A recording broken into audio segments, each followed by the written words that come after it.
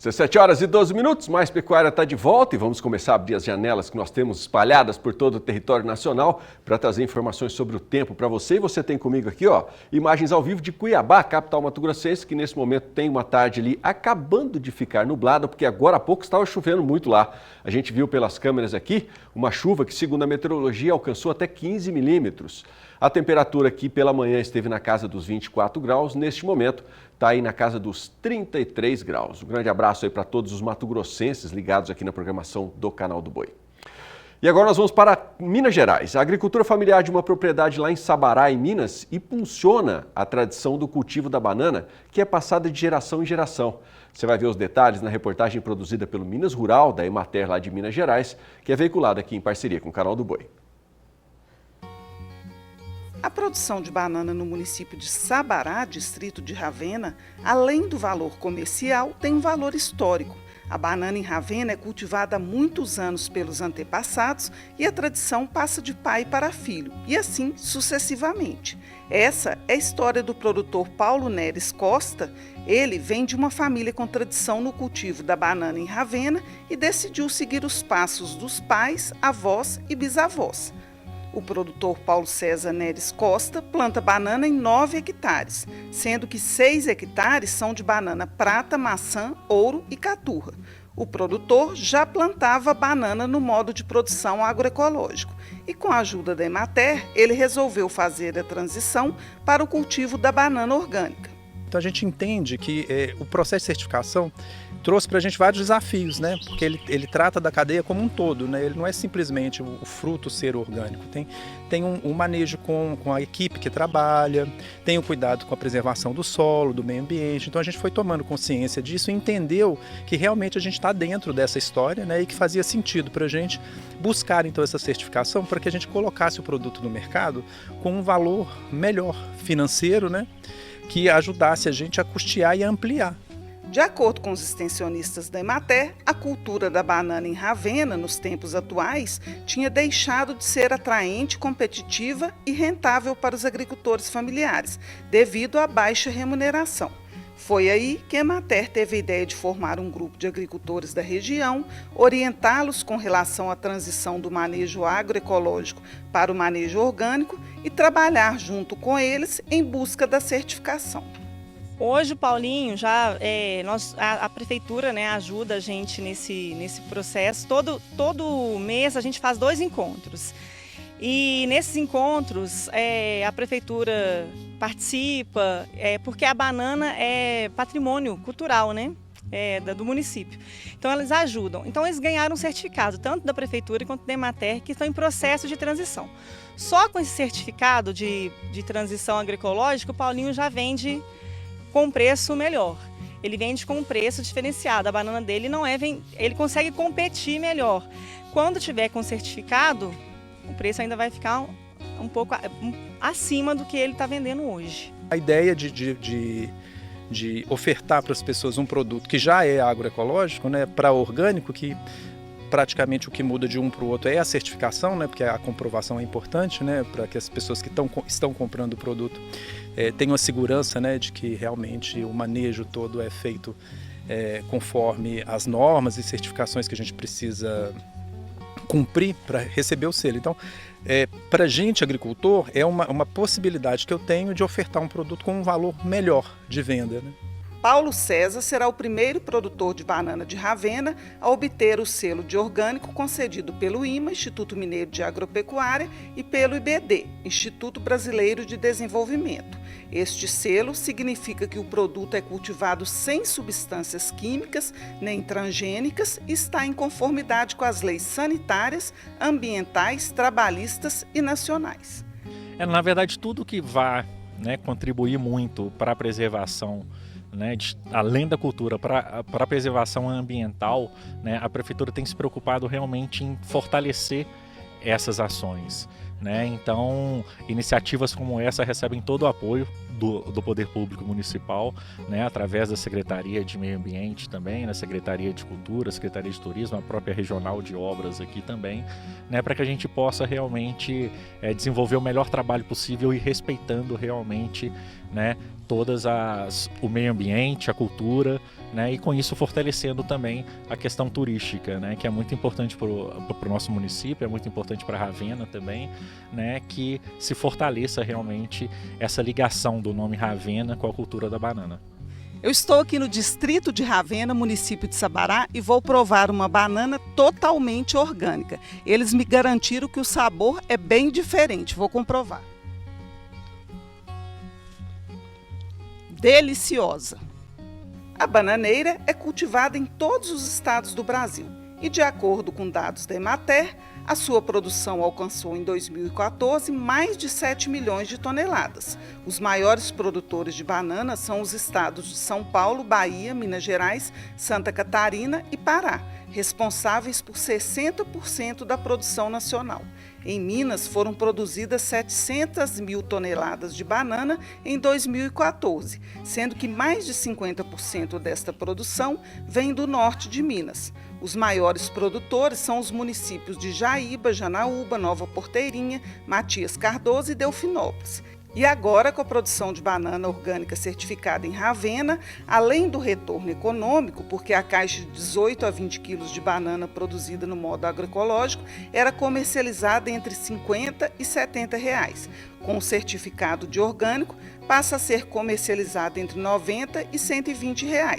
Ganha o consumidor por ter acesso a um produto melhor e mais saudável, ganha o agricultor por melhorar a sua renda e qualidade de vida e ganha a sociedade com um produto saudável, ambientalmente correto e economicamente justo. É uma banana doce, que a gente come ela, a gente sente aquele sabor muito bom.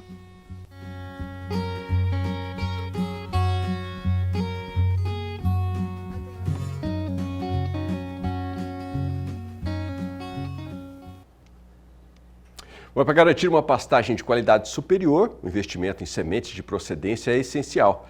Veja os detalhes com José Cunha.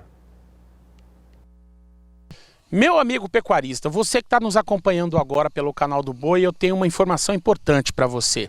Nós estamos num período agora de mudança de clima, onde as chuvas chegaram e também estamos aí às portas da estação de monta, que é o início do período reprodutivo dentro da sua fazenda. Claro que para isso você precisa ter uma pastagem de qualidade. E é sobre esse assunto que eu quero falar com você agora. Eu não, na verdade nós, porque eu estou aqui com a Stephanie da Multiforma Sementes e é ela quem vai dizer para você a importância de ter uma pastagem de qualidade nessa época do ano, né, Stephanie? Isso mesmo. Nós precisamos pensar que agora sim, com a chegada da primavera, das chuvas, né, é a época ideal para reformas de pastagens e também lembrar que não é só agora que é importante. O ano inteiro é importante ter uma pastagem e sim de qualidade. Não somente ter um pasto para o seu gado, mas pensamos em visar a qualidade da pastagem que você está fornecendo para ele. Stephanie, a gente está numa área aqui que está com uma oferta de forrageira já muito boa para essa época do ano. E que tipo de capim que é esse que a gente tem aqui? Aqui a gente tem o capim pânico mombaça, né? Junto ao produtor, nós chegamos a definir essa cultivar para essa área, porque primeiramente fizemos a análise de solo, né? Fizemos a calagem necessária e junto ao produtor, sabendo os benefícios que o pânico mombaça traz para a produção, e lembrando que o pânico mombaça ele é uma cultivar bem exigente na fertilidade de solo, né? Mas aqui fazendo toda a adubação, toda a correção, deu muito certo. Graças a Deus aqui a gente está colhendo bons resultados. Como é que é a tomada de decisão? Como é que o pecuarista entende qual é o melhor capim, qual a melhor variedade para o tipo de solo que ele tem ou para o tipo de carne ou de gado que ele quer produzir? Como é que é essa tomada de decisão? Vocês auxiliam nisso? Isso é uma tomada de decisão só do pecuarista? Normalmente o produtor, o pecuarista, ele já vem para nós com uma ideia em mente, com um capim que ele já queira usar na região dele. Mas nós, juntamente ao produtor, é igual eu disse, fazemos a análise, né, do solo para ver se realmente essa cultivar vai bem nesse solo. Porque não adianta a gente falar, essa daqui é a cultivar que dá mais proteína, dá mais massa, folha verde, mas ela não vai bem naquele solo. Porque não adianta a gente colocar um capim de alta produtividade num solo fraco. Então, assim, a gente tem que pensar nisso junto ao produtor e explicar para ele essas diferenças, para poder, assim, juntar e colocar o melhor capim para a região dele. A tecnologia utilizada hoje na fabricação das sementes também é um grande diferencial hoje no resultado da produção da forrageira no solo propriamente dito, né? Claro, hoje em dia temos sementes de vários modelos, né? No caso, temos sementes nuas que são utilizadas, sementes grafitadas, sementes com tratamentos, com fungicidas, inseticidas. Por quê? Algumas áreas temos muitas pragas e isso a gente colocando esse tipo de tratamento na semente ajuda muito para não perder germinação e a gente ter um pasto bem formado para entregar para o animal. Agora, Stephanie, existe uma forma prática da gente saber se o capim está no tamanho ideal para a gente poder estar colocando o gado aqui? Tem sim, porque às vezes o produtor fica na dúvida, né, se coloca o gado ou não coloca o gado.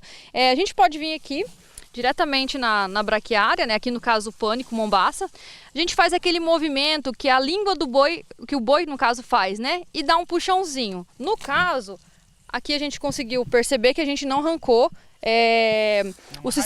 nenhuma raiz, nem o sistema radicular da planta, somente a braquiária. Por quê? Se vier raiz, né, aqui na pasta, vinha a planta, aí acaba degradando a pastagem. Não é o momento de entrar com o gado, porque ele vai acabar com a força dele arrancando as plantas, né, e não é indicado. E assim a gente percebe que já está na hora de colocar o gado, não vai ter problema de acabar atrapalhando o manejo dessa pastagem. Do jeito que está aí, então, pode soltar a boiada para comer. Pode soltar a boiada para comer, tranquilamente, né? Sem problema nenhum. Aqui, no caso, a gente faz o corte mesmo e coloca diretamente no coxo. Mas se fosse para entrar com gado, pode entrar. Já que você falou que aqui, nesse caso, o produtor utiliza o corte, aqui tá bom para o boi comer, mas para fazer o corte tá bom também ou tem essa diferença? Aqui no caso tá bom para o boi entrar, mas o produtor ele opta por deixar a planta num tamanho maior, né, no limite dela, para poder fazer o corte e aproveitar o máximo dessa folhagem, dessa massa verde. Maravilha. Agora, Stephanie, para quem quer ter acesso a toda essa tecnologia que a Multiforma Sementes dispõe para o mercado, como é que deve proceder para estar entrando em contato com você, com o Mário, com toda a equipe da Multiforma? Pode estar entrando em contato diretamente no meu telefone, que é o 679-9944-6602, ou também no telefone da empresa, que é o 3026-2600. E para maiores informações, temos o nosso site também completo de informações para retirar suas dúvidas. Temos depoimentos super legais de clientes nossos lá, que é no www.multiformasementes.com.br. Lembrando que nós, da Multiforma Sementes, não estamos aqui somente para vender, mas sim para atender você melhor, cliente, produtor, porque levamos nossa equipe, fazemos um atendimento técnico, suporte técnico para melhor atender vocês.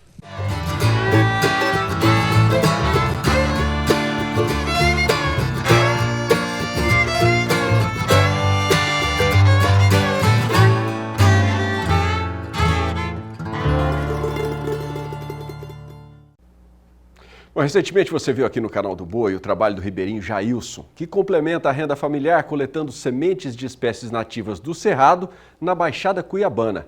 Hoje você vai conhecer como essas sementes são selecionadas e semeadas no viveiro. A reportagem é do Valdir Pacheco.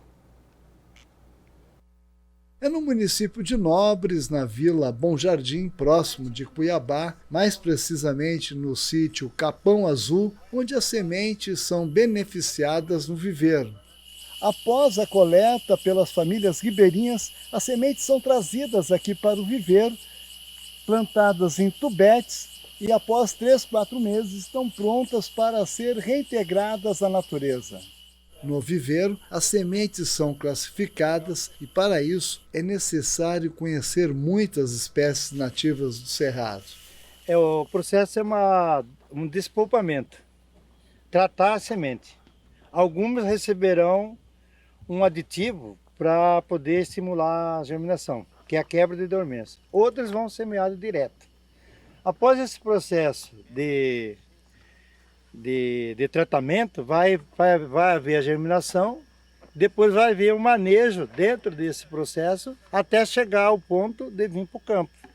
Conforme chegou, despolpou, classificou e deixou ela em condições de semeio, ela vai ainda permanecer no viveiro entre 6 a 8 meses, para atingir um mínimo de 40 centímetros. Aí ela está no ponto. E mesmo assim eles passam por um processo de rustificação, lá mesmo no viveiro. Ela sofre um jeito de pouca água, pouco adubo, então para ela aguentar a diversidade do campo. Aí sim, elas estão prontas para ser classificadas, embaladas. Elas são embaladas em rocamboles com 50 unidades, contendo mudas frutíferas e não frutíferas, todas nativas. Aí contendo também uma classificação de pioneiras, que tem o crescimento mais rápido, em torno de 70%, e 30% constituído de não pioneiras, que são as árvores gigantescas, tipo jatobá, tipo seringueira, vajão, itaúba, e outras espécies que são as que vão ficar para sempre, vão ter longevidade maiores. As frutíferas compõem ali quase que 50% por causa dos animais. Sejam eles pássaros, peixes, que as árvores frutíferas que caem no barranco e caem lá, vai alimentar os peixes. Vai alimentar os mamíferos, os primatas, né? Enfim, uma série de araras, papagaio, todo entra nesse composto aí. A recuperação de áreas degradadas retoma o ecossistema o mais próximo possível da sua condição original. Na fazenda Paranatinga, em Sorriso, no médio norte do estado, acompanhamos o plantio de espécies nativas para recuperação ambiental. Primeiro, é feita uma identificação da área onde vai ser recuperada. Se ali entra maquinários, entra tratores, assim, é utilizado um subsolador florestal. Nós utilizamos primeiro de eliminar o agente degradador. Normalmente é a braquiária, que não deixa a muda vir se não for combatido com ela. Se for o caso de entrar maquinário, entra a subsolagem, conforme nós estamos observando. Essa área de subsolagem, além de ele afrouxar o chão, o solo, ele deposita o fósforo na linha, que é um dos elementos que vai ficar degradando aos poucos. É feito o tratamento com hidrogel na cova. Após esse tratamento já vem a muda. Essa muda é plantada na sopa do gel e mantém ela hidratada por alguns dias até receber uma chuva. Caso não houver essa chuva, a gente entra com uma irrigação. Colocamos 3 litros de água por cova. Aí essa muda está enraizada e já está praticamente consolidada a sua vida. Aí depois do plantio, aí vem uma etapa das manutenções. Primeiro, manutenção ocorre aos 30 dias, que já vem um adubo de arranque, que só o fósforo lá embaixo ele não dá o que a planta precisa. Esse adubo de arranque normalmente vem um NPK, normalmente o 20020 mais os micros. Ele vai dar um arranque no sistema radicular para essa muda vir rapidamente. Na segunda manutenção, que vai aos 90 dias, repete novamente esse NPK. Na terceira manutenção, aos 150 dias, repete a mesma coisa. E sempre que repetir, vai haver aquela limpeza no entorno da muda ali. Normalmente é uma limpeza mais direcionada ali em volta da muda. Após essa limpeza e essa aplicação dos agentes, lá vamos dizer, para o mês de abril, ela já está uma muda ali com 1,5 m a 2 metros. Aí já facilita a manutenção, porque é só uma pequena roçada, o controle de alguma erva que vai entrando fica mais fácil. E ele consolida aos 18 meses. Em 18 meses já vira uma matinha de em torno de 3 metros ou até 4. Dessa forma como nós trabalhamos. Para o plantio com espaçamento de 3 metros por 2, são utilizados aproximadamente 1.667 mudas por hectare. Nossa equipe é formada por 4 pessoas e no dia a dia, no nosso plantio, nós plantamos basicamente 15 mil pés de mudas nativas, tanto nativas como eucalipto também.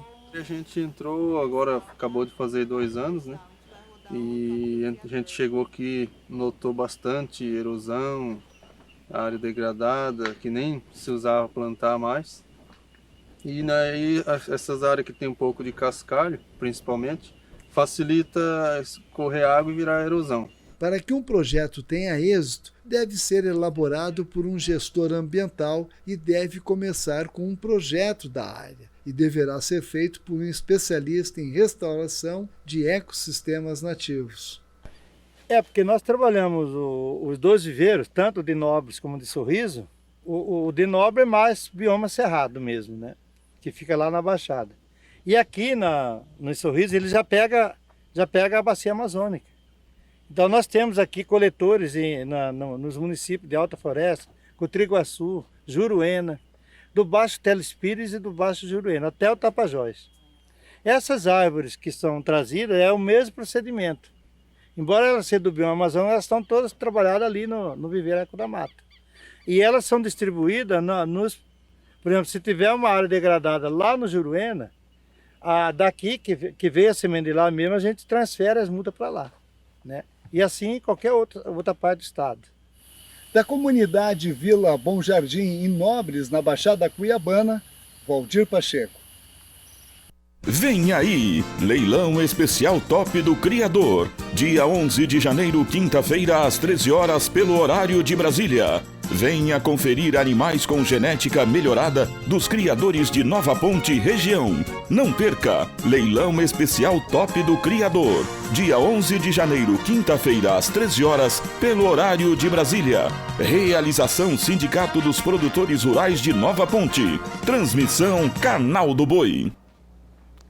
Só lembrando a você de casa aí que pelo portal sba1.com você acessa a nossa agenda de eventos, onde você já vai ficar por dentro aí dos eventos que já vão movimentar esse ano de 2024.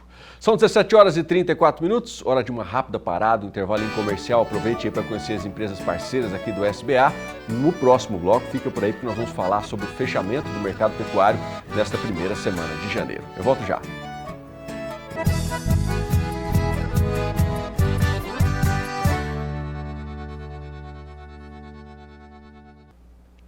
Mas Pecuária está de volta, são 17 horas e 36 minutos e traz informações agora sobre o tempo lá em Florianópolis, lá em Santa Catarina. Neste momento, a tarde bem nublada, muitas nuvens e tem previsão de chuvas e trovoadas isoladas ainda hoje. A semana deve terminar com a temperatura aí na casa dos 27 graus. Bom, no mês de dezembro de 2023, as exportações somaram 28 bilhões 839 milhões de dólares. E as importações, 19 bilhões 479 milhões de dólares, com saldo positivo de 9 bilhões 366 milhões. Já no ano, as exportações superaram aí 339 bilhões de dólares e as importações superaram 240 bilhões, com saldo positivo de 98 bilhões 838 reais. E é justamente para comentar sobre esse fechamento das exportações dos principais produtos do agronegócio no mês de dezembro, que está aqui com a gente, o analista de agronegócio João Pedro Cuti Dias. João, vamos começar falando pela carne bovina, porque são números expressivos, né? Com certeza. O Brasil, com 98,8, ele deve ser o quinto maior saldo comercial do mundo. Nós perdemos para a China, Alemanha, Arábia Saudita e logo depois vem o Brasil. Na quinta colocação, o Brasil com esse volume fantástico de 98,8. Grande parte desse sucesso está nessa pessoal que está assistindo a gente aí. Com certeza. O agronegócio é o motor dessas exportações. O Brasil hoje detém um papel fundamental no mundo em termos de segurança alimentar. Ou seja, esse ano um grande jornal chinês fez um artigo agradecendo o Brasil. Se não fosse o Brasil ter entrado com isso aqui, o mundo teria uma inflação de alimentos muito alta. E não teria alimento para alimentar tudo isso. Também. Né? Não teria preço caro e não teria. O Brasil entrou no mercado e conseguiu suprir isso aí, termos em grãos como em carnes. Muito legal. Vamos mostrar as telas então, porque aí o João já comenta os números e eu já vou aproveitar e pedir para ele falar também das expectativas para esse mercado da carne bovina em 2024. Tá aí então, nós temos aí em toneladas, né, em 1.000 toneladas, 10.420 toneladas é a média diária, no acumulado 208.440 toneladas, um aumento aí, uma variação positiva em 36,5%. É um número considerável, né, João? É até uma certa surpresa, porque nunca, acho que dezembro, esse não é o primeiro ou o segundo mês do mundo, das estatísticas em termos de bater o recorde em dezembro. Dezembro é um mês que normalmente diminui as exportações, esse ano não, esse ano subiu e subiu bastante. Isso aí graças também em parte ao mercado chinês, que é o grande comprador de carne no Brasil. Ele entrou firme em dezembro comprando carne, a Agrifato fala que essa consultoria comenta que na China, nesse período de dezembro, nesse período de festa e tal, o consumo de carne bovina cresceu bem. E eles vão buscar carne aonde? No Brasil. Muito bom. Vamos trocar a tela agora, vamos mudar os preços, vamos conferir agora os números relacionados ao carne.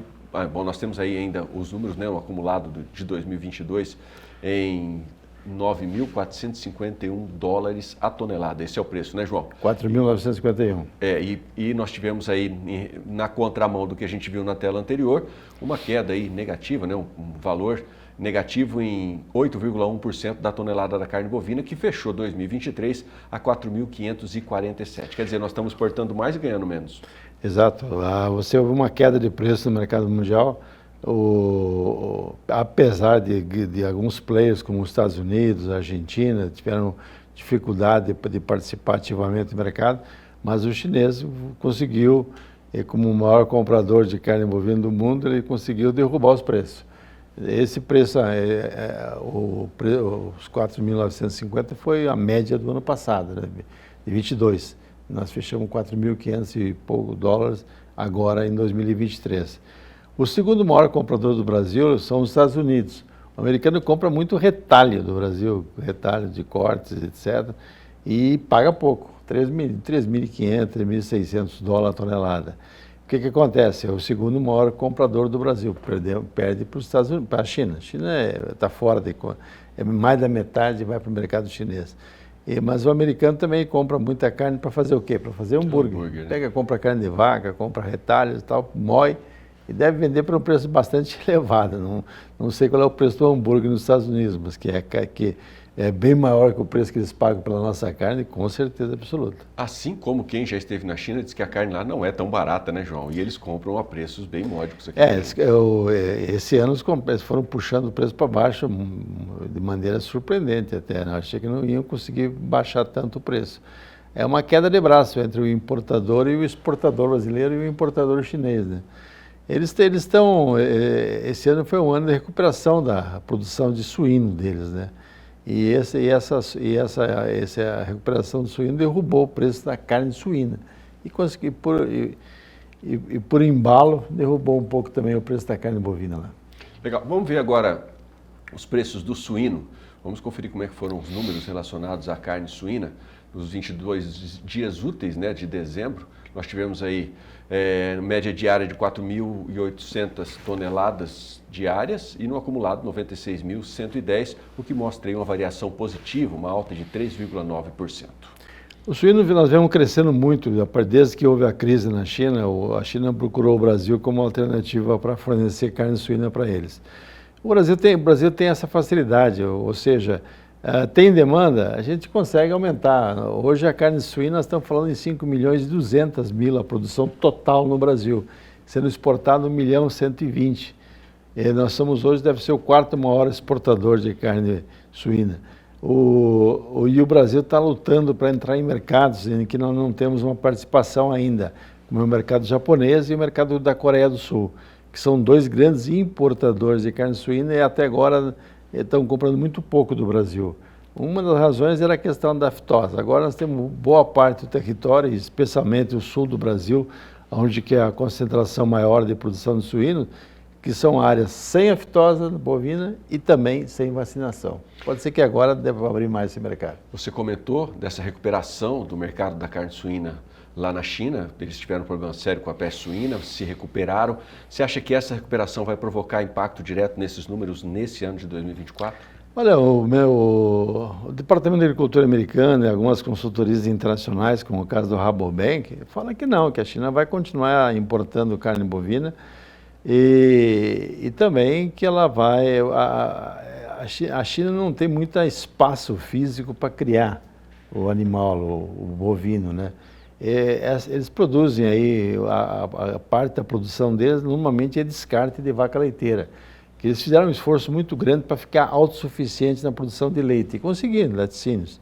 Então, cada 3, 4 crias, possivelmente essas vacas vão para descarte, né? Então, a China depende ainda muito, alguma coisa por volta de 3 milhões de toneladas de carne, ele vai ter que importar. Compra 40% disso do Brasil. Vamos falar agora sobre os preços, os números relativos ao mercado da carne de frango, da carne.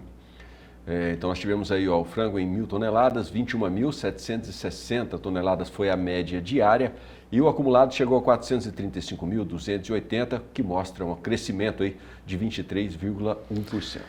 O frango é um caso de sucesso, né? Sem dúvida. No Brasil, tinha um Barão de Tararé, né? Nos anos 30, ele falava o seguinte: o brasileiro pobre come frango quando um dos dois está doente, ou frango ou pobre. Hoje não, o pessoal conseguiu produzir frango no Brasil, nós estamos falando em 15 milhões e 200 mil toneladas, é muito frango. E nós exportamos 5 milhões e 100. O Brasil produz para autoconsumo, hoje o consumo de frango no Brasil está na faixa de 47 quilos por habitante ano. Isso de mamanda caducando. Então você tem um consumo, e o preço do frango também, isso é um fator que puxa, que concorre pesado com o bovino, porque você compra hoje filé de frango por 14, 15 reais o quilo, uma carne especial, alto teor proteico e tal. O Brasil, esse modelo que nós temos no Brasil de integração, você tem o frigorífico, tem os produtores, ele fornece a cesta técnica, o pinto, vai buscar com 40 e poucos dias, vai buscar a produção. Eu acho que o Brasil é meio pioneiro com essa integração, nessa maneira que ele faz. E para você produzir frango, você precisa ter gente, porque é um trabalho de domingo a domingo, não tem folga. Tem que ter duas coisas fundamentais, milho e farelo de soja, porque o milho é a fonte energética e o farelo de soja é a fonte proteica. Então, nós temos todo esse cenário. E uma vantagem extra, o Brasil não teve nenhum caso de gripe aviária em estabelecimentos comerciais, de produção industrial, granjas comerciais. Então, o Brasil, e também tem muitos frigoríficos habilitados para exportar pelo sistema halal. Então, um grande mercado, que é o mercado árabe, do pessoal de região muçulmana, compra muito e o Brasil só vem crescendo. O segundo colocado deve ser os Estados Unidos. É pouco mais da metade das nossas exportações americanas.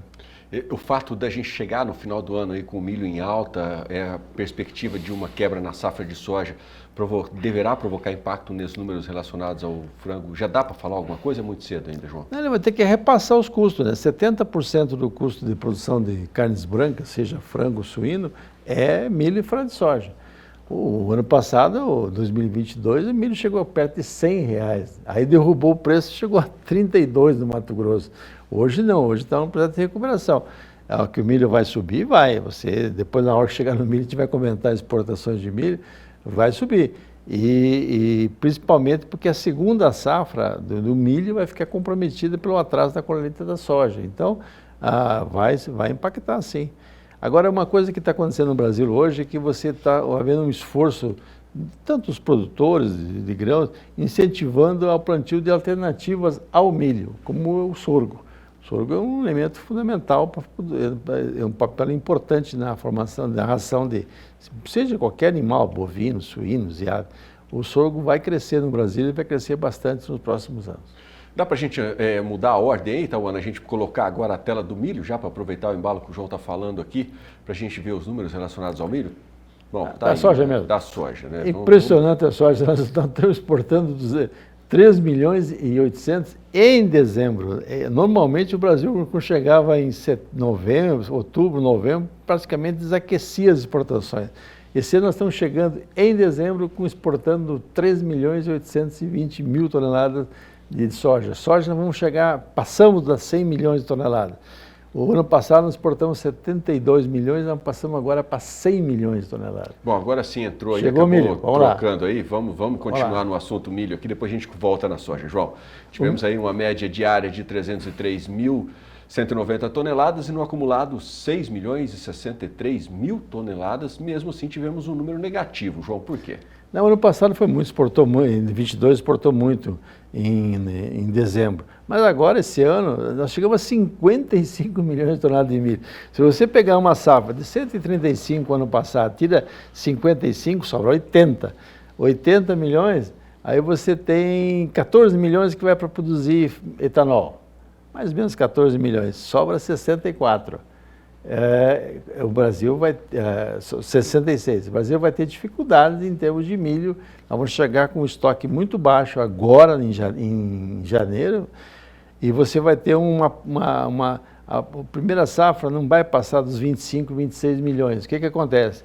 O produtor de milho vai segurar esse milho, porque ele está vendo que o preço está subindo, ele está vendo que você tem um atraso no plantio da segunda safra de milho, e você vê uma exportação crescente. Nós temos navios já programados para continuar exportando milho agora em janeiro, ou seja, tem line-up já previsto de novos navios para exportar. O milho brasileiro tem uma vantagem, ele colhe ele em condições muito boas de sanidade do grão.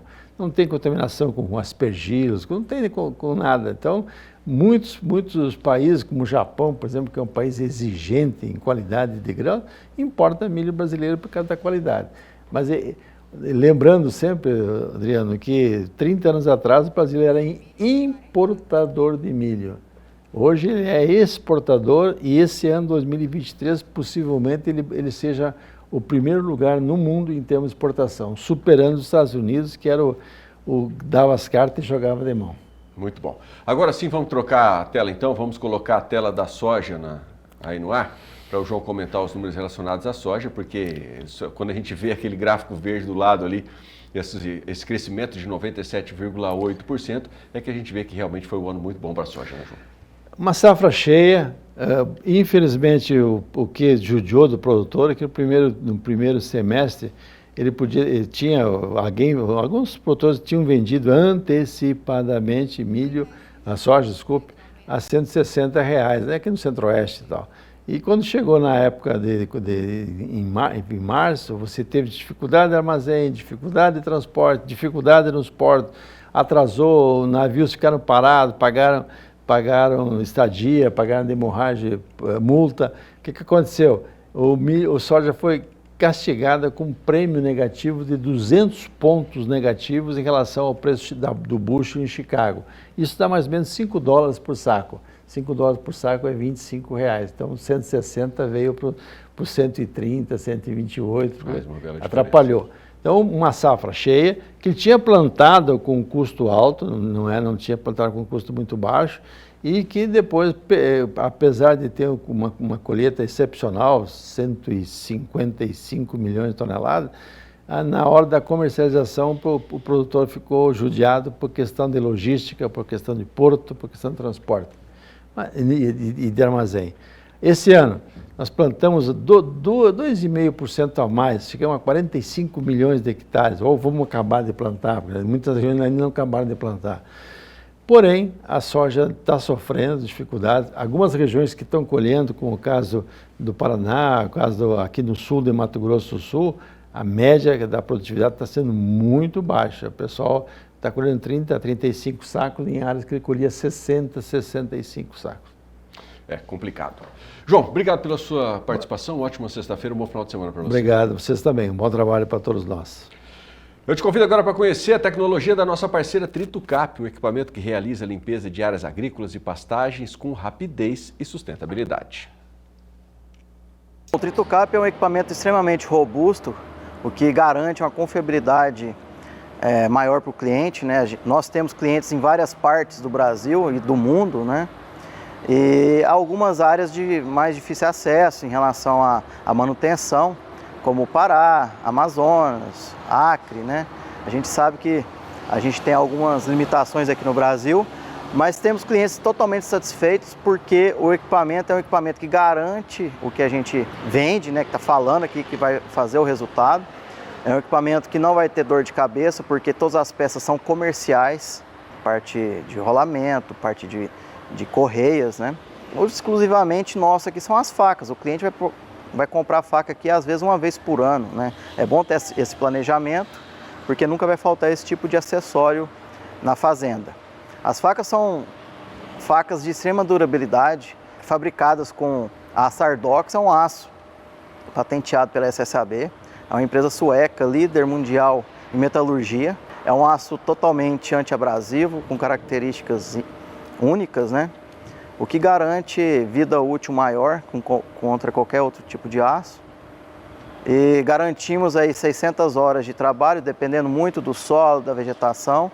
E clientes muito satisfeitos aí que chegou a ter 3.000 horas, 2.000 horas de vida útil com um kit de facas, né? O Ardox ele é estritamente específico para as facas, onde que vai ter um maior atrito com o solo e com a madeira. E toda a carcaça do TritoCap, ela é feita com material de aço Strengths. O que é o Strengths? O Strengths é um outro tipo de aço. O aço Strengths ele é um aço mais estrutural, que consegue absorver mais impacto, garantindo mais durabilidade no triturador, né? A gente pode dar essa garantia porque trabalhamos com aços que vão ter características diferentes para operações distintas, né? Hoje a gente não pode falar que vai fazer uma máquina com aço comum, porque o aço ele também tem as suas características ímpares que dependem do que você vai trabalhar, né?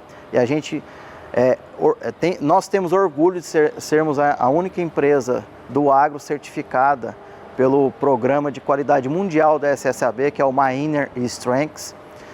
A máquina vai com um selo, com um QR Code que o cliente pode colocar e rastrear toda a parte de autenticidade desse aço.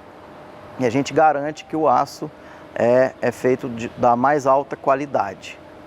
TritoCap, eficiência e desempenho, a sua melhor escolha para a solução em supressão vegetal. Entre em contato 16 21 05 7700 ou acesse nosso site tritocap.com.br. 17 horas e 56 minutos, a gente fala agora sobre o MIP, o Manejo Integrado de Pragas, que é uma prática agrícola que permite redução de até 50% no número de aplicações de inseticidas na lavoura de soja. O dado é resultado de pesquisas da Embrapa Soja e do Instituto de Desenvolvimento Rural do Paraná. Veja as informações com Mauro Andrade.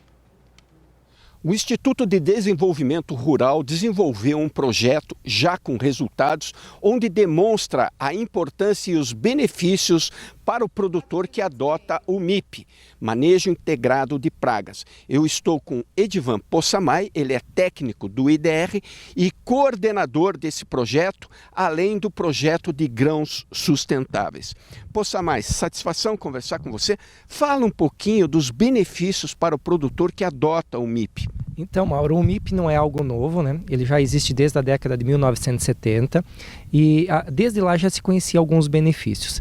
Há 10 anos atrás, na época, o Instituto Emater, junto com a Embrapa Soja, reorganizou o projeto e estabeleceu o que a gente chama de unidades de referência, que são agricultores que adotaram a estratégia do MIP nas suas lavouras e essas lavouras foram acompanhadas sistematicamente e os dados foram coletados para entender o comportamento dessas lavouras e comparar com agricultores que não adotavam o MIP no estado do Paraná. Durante esses 10 anos, foram mais de 1.600 lavouras acompanhadas pelos extensionistas do IDR Paraná. E os dados nos chamaram a atenção. Por quê? Porque a adoção do manejo integrado de praga conseguiu reduzir pela metade, em 50%, o número de aplicações de inseticidas. Fala um pouquinho do conceito do manejo integrado de pragas. Quais são as práticas que o produtor deve adotar? Então, a prática principal é conhecer o que é a praga, o que não é praga na lavoura e monitorar a presença dessas pragas ao longo do tempo. Então, na rotina do MIP, semanalmente a lavoura tem que ser inspecionadas. Elas são feitos pontos de amostragem. Nesses pontos são verificadas quais pragas que ocorrem, lagartas, percevejos, vaquinhas. São contadas essas pragas e também verificados os seus danos. com base nessas informações, nós temos o que a gente chama de níveis de ação. Até onde a soja tolera essas pragas sem causar perda econômica, e só é feita a intervenção na lavoura com a aplicação de inseticidas a partir do momento que atinge-se esse nível de ação. Ou seja, não há perdas para o produtor. E com isso, a gente tem dito que o produtor ele faz a aplicação de inseticida no momento mais correto. Nós não somos contra aplicar, mas a aplicação ela é feita com um critério técnico que a pesquisa da Embrapa Soja já estabeleceu, tem validado isso constantemente. Então, essa ideia de monitorar, entender que praga que ocorre, qual que é o seu dano e o seu nível de ação para aí, após isso, tomar uma decisão de aplicar o inseticida é a base do manejo integrado de praga que a gente vem adotando no estado do Paraná. Ou seja, não se usa nem a mais e nem a menos, e com isso o produtor reduz seus custos e ainda ajuda o meio ambiente. Nós poderíamos dizer que é um princípio da própria agricultura de precisão. É você usar o insumo somente quando há necessidade, na quantidade certa e com o objetivo correto. E é importante a gente frisar, os agricultores, na última safra, que adotaram o manejo integrado de praga no estado, foi um dado muito mais expressivo. Quem adotou o MIP fez, na média, uma aplicação. Quem não fez o MIP, na média, foram 3 aplicações de inseticidas. Então, foi uma redução pelas condições de ano, muito mais expressivo do que os anos anteriores. E um dado que a gente tem tabulado desses 10 anos é que, em média, isso se reverte numa diminuição de custo de 2 sacas por hectare para o produtor. Ou seja, ele vai ganhar mais dinheiro, porque é um custo menor e, de modo geral, ele está contribuindo também com o meio ambiente. Isso vem de encontro com toda essa discussão atual hoje de diminuição, sustentabilidade, de menor impacto ambiental, menor uso de insumos, e até a Embrapa tem usado esses dados para discutir a soja baixo carbono, o manejo integrado de pragas como uma prática da soja baixo carbono. Ok, Edivan, obrigado pelas informações. Valeu, Mauro. É sempre importante a gente estar ocupando esse espaço de divulgação para os amigos agricultores, e o IDR Paraná, Embrapa Soja, ficam disponível para quem quiser mais informações. Ok, então é isso, olha, o IDR Paraná, em parceria com a Embrapa Soja, largando aí os resultados de 10 anos de pesquisa onde se avaliou o manejo integrado de pragas. Os benefícios não são só econômicos, são também ambientais. De Londrina, no Paraná, Mauro Andrade. 18 horas e 1 minuto, tem mais um intervalo comercial chegando por aí. Logo depois, na volta, o Mais Pecuária vem falando de uma reportagem sobre o mogno africano. A árvore que possui madeira em tom rosado ou castanho avermelhado, é fácil de ser trabalhada e adaptou-se muito bem ao solo e ao clima brasileiro. E carrega aí um grande potencial econômico para comercialização. Fica por aí, volto já.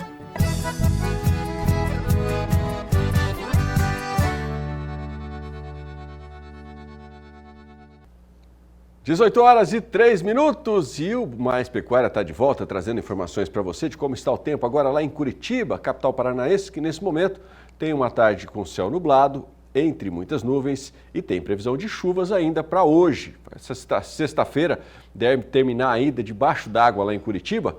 A temperatura que foi de manhã aí de mínima de 17, agora nesse momento está na casa dos 25 graus. Você vai acompanhar agora aquela reportagem que eu me referi antes do intervalo comercial sobre o mogno africano.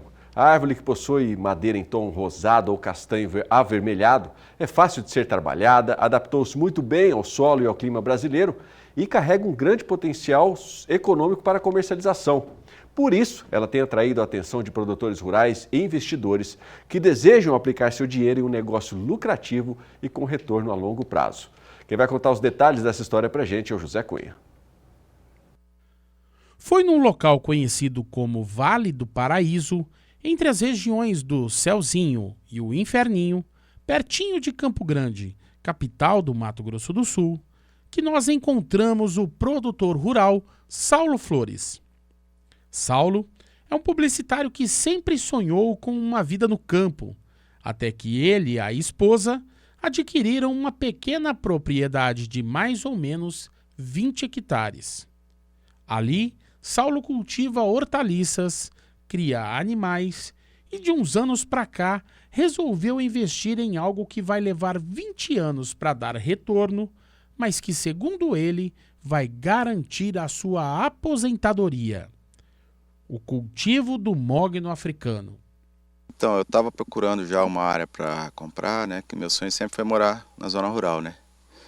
E na época eu tinha ouvido falar de mogno africano, e comecei a pesquisar na internet e aprendi bastante, fiz curso e encontrei uma empresa em Goiás que fornece mudas e o pessoal lá é bem atencioso e tal.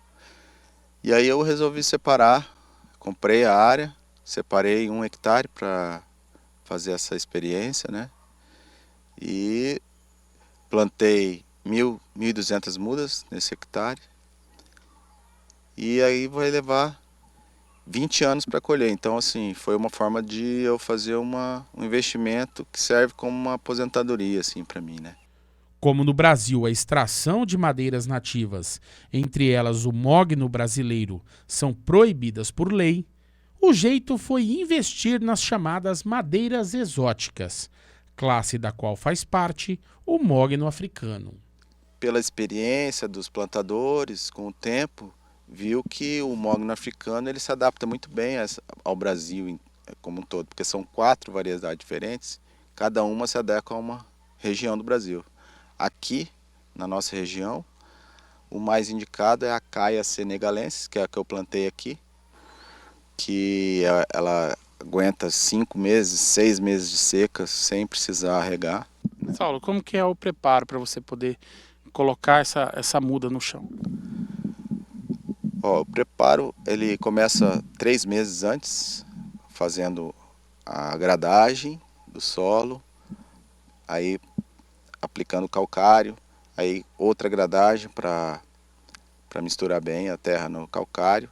E nas linhas onde planta as árvores é passado subsolador, que é um implemento agrícola que corta bem a terra para a raiz poder se desenvolver melhor, porque a raiz do mogno africano ela é pivotante, ela vai para baixo. Então tem que estar um solo bem preparado, senão ela não desenvolve para cima. Ele destaca ainda que outros cuidados também são necessários para que as árvores se desenvolvam como devem se desenvolver. Tem que fazer o controle de pragas, mato com herbicida, formiga, e está sempre fazendo manejo aéreo, que é poda dos galhos. Às vezes tem que estaquear uma ou outra que entorta com vento, mais fraca, tal, ou adubo demais, ela acaba entortando. Então, assim, tem que ser uma área não muito longe da sede, porque você tem que estar visitando a floresta pelo menos uma vez a cada 3 dias. Porque um ataque de formiga, como já aconteceu aqui comigo, 2 dias sem visitar, 2 noites de ataque de saúva, foram mais de 20 árvores que eu perdi. Para cada hectare plantada com 1.200 mudas, o investimento inicial do Saulo ficou na casa dos R$10.000, podendo chegar aos 18 mil até a colheita. Segundo ele, grande parte desse custo foi com a preparação do solo e a aquisição das mudas.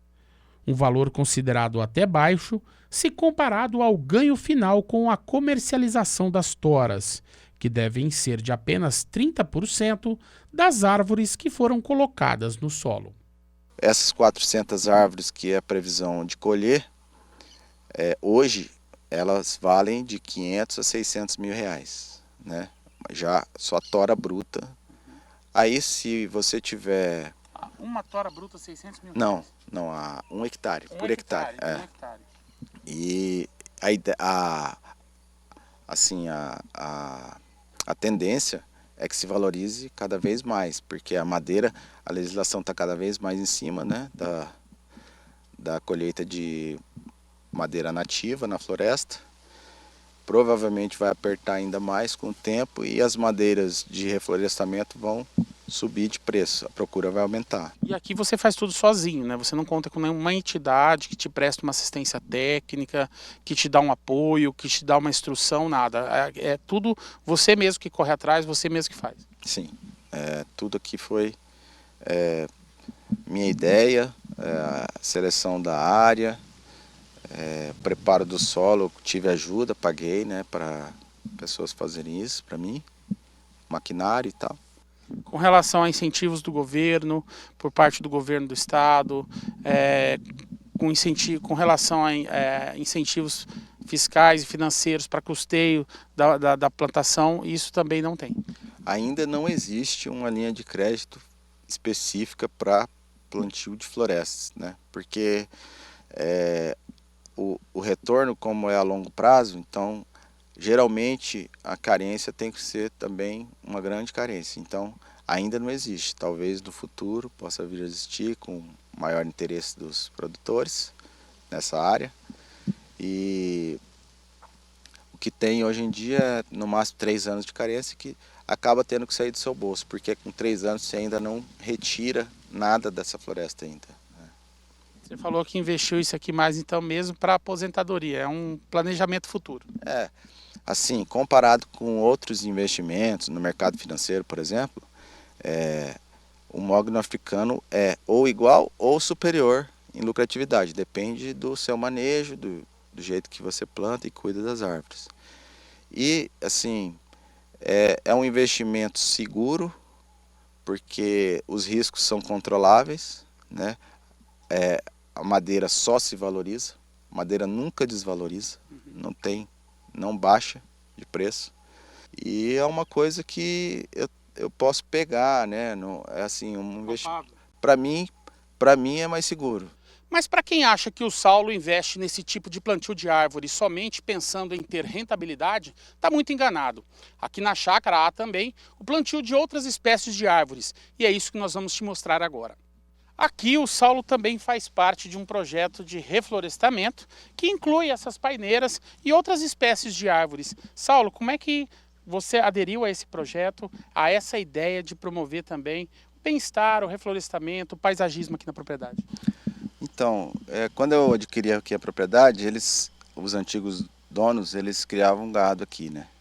E como não era minha intenção criar gado, e como tinha muito pasto e pouca árvore, assim, até para melhorar o conforto térmico e sombreamento aqui da região, perto da sede, eu fiz um pedido para as Águas Garirobas de 100 mudas, né, entre elas paineiras, ipês, guapuruvu, aroeirinha, várias espécies que eles fornecem gratuitamente, e fui plantando.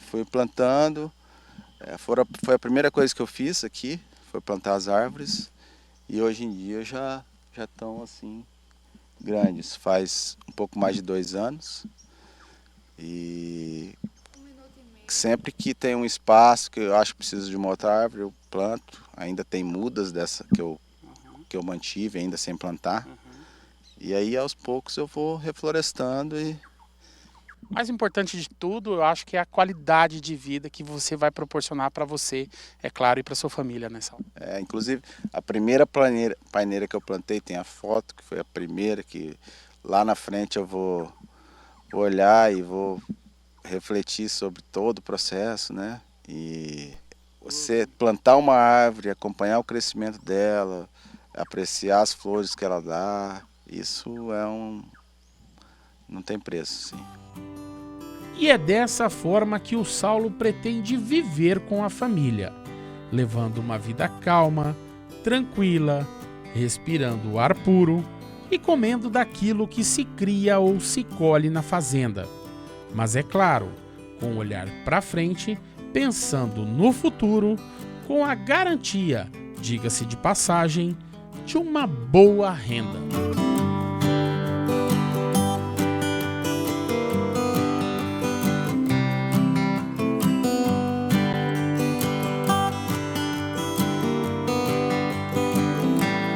De Campo Grande, no Mato Grosso do Sul, José Cunha. Valeu, Zé. Trocamos de assunto agora, vamos ver como as altas temperaturas têm prejudicado o cultivo da soja em todo o Brasil. Os detalhes estão numa reportagem especial apresentada pela Emater Mineira, do programa Minas Rural, sobre como as boas práticas e o uso racional da água podem ajudar a diminuir esses prejuízos.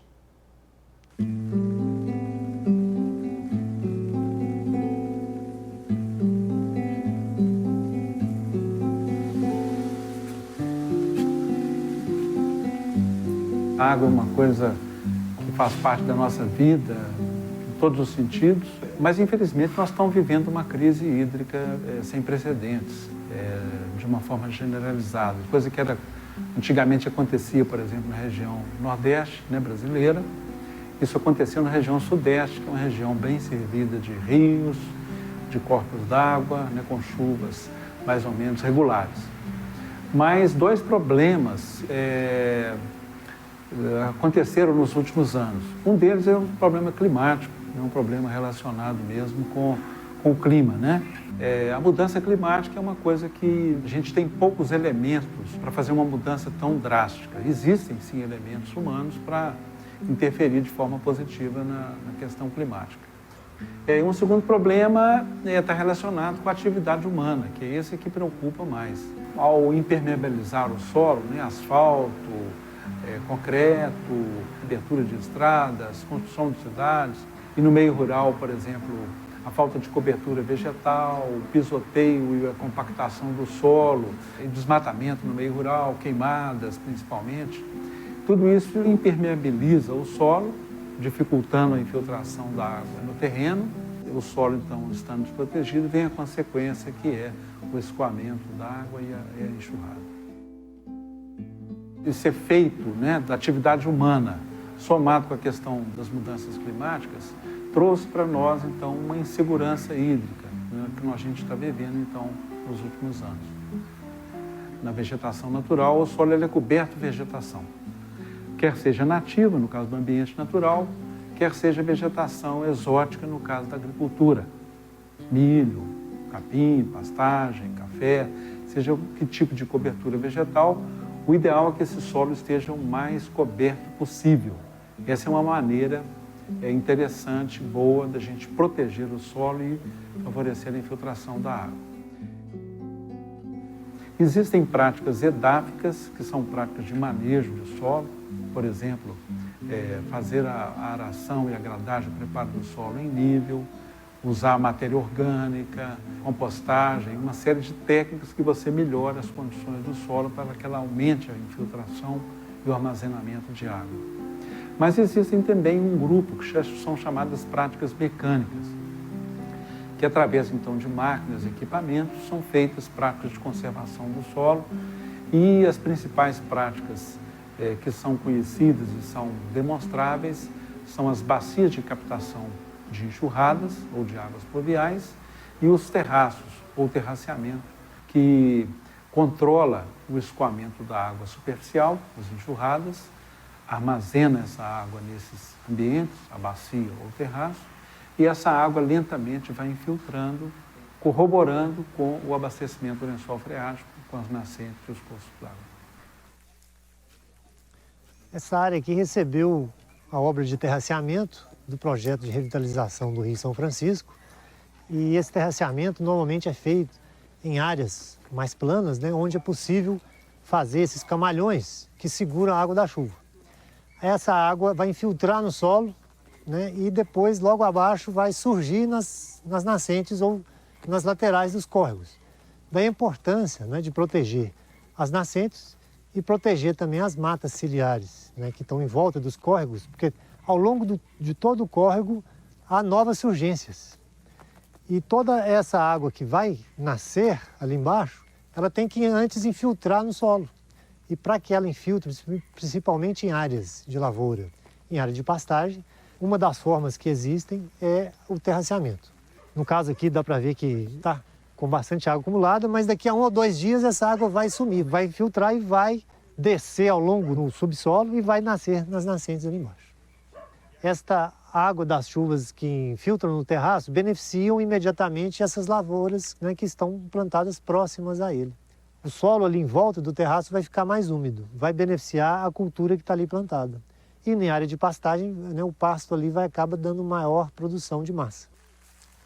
As bacias de captação de águas das chuvas são feitas tanto em áreas de estrada, né, que pega aquela água que escorre da enxurrada, como também em áreas de lavoura ou que tem carreadores, onde também facilita, né, a infiltração de água no solo. Uma água que iria embora, né, ela vai ficar retida em bacias. Normalmente ela é construída onde não é possível fazer o terraceamento, ou o terraceamento foi insuficiente. Então ela segura menos quantidade de água do que um terraço, mas ela é muito importante porque ela vai pegar uma água que estaria escorrendo num determinado sulco, provocando erosão ou simplesmente a água sendo perdida. Então a bacia de captação vai fazer com que essa água que estaria escorrendo vai infiltrar no solo. Além disso, nós temos o cercamento das nascentes, o cercamento das áreas de preservação permanente, da APP, para preservar, evitar o pisoteio de animal, para a recomposição da vegetação, né? Tudo isso com o intuito, com o objetivo de segurar a água e evitar assoreamento, evitar erosão e carreamento desse material para dentro dos córregos e nascentes.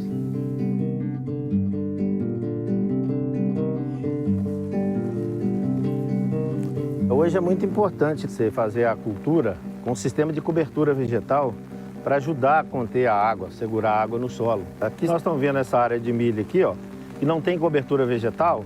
Você está vendo que a erosão está fazendo o carreamento do sedimento, está levando a fertilidade do solo toda para baixo.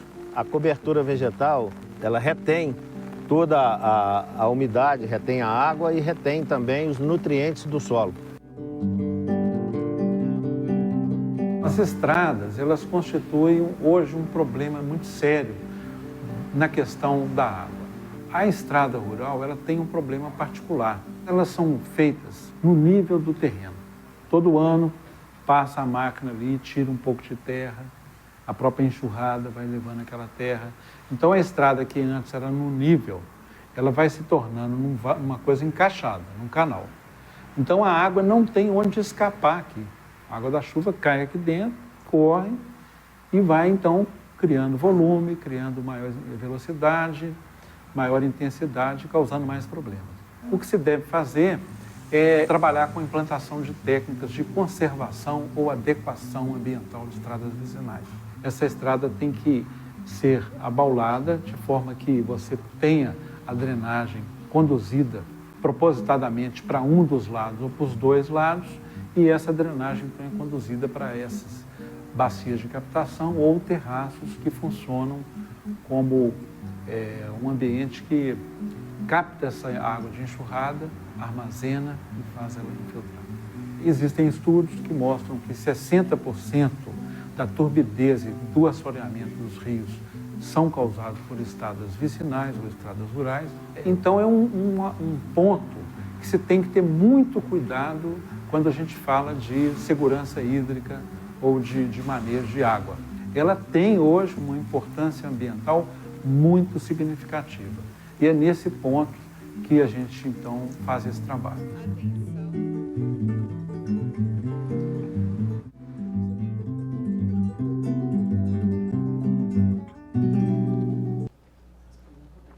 A gente continua falando das matérias que vêm lá de Minas Gerais, você vai acompanhar agora uma outra matéria que foi encaminhada para a gente aqui nessa parceria com a Emater, lá do Minas Rural, sobre a utilização do feijão de porco como adubação verde do solo. Meu nome é Valfrido Machado Bernaz, sou coordenador regional aqui na região de Sete Lagoas e vou falar hoje sobre adubação verde com feijão de porco. O feijão de porco é uma planta considerada adubo verde, porque ela consegue retirar nitrogênio do ar e transformar em fertilizante para o solo. Essa planta ela é muito utilizada na recuperação de áreas degradadas ou para melhorar a fertilidade de áreas de culturas, como hortas, pomares e outras lavouras. No programa de hoje nós vamos falar como é feito o plantio do feijão de porco para se obter esse adubo verde, tanto para a questão de folha, né, para a parte vegetal, que é utilizada na adubação verde, quanto das sementes que são utilizadas para replantios. Então nós vamos mostrar para vocês o passo a passo do plantio do feijão de porco numa área de horta.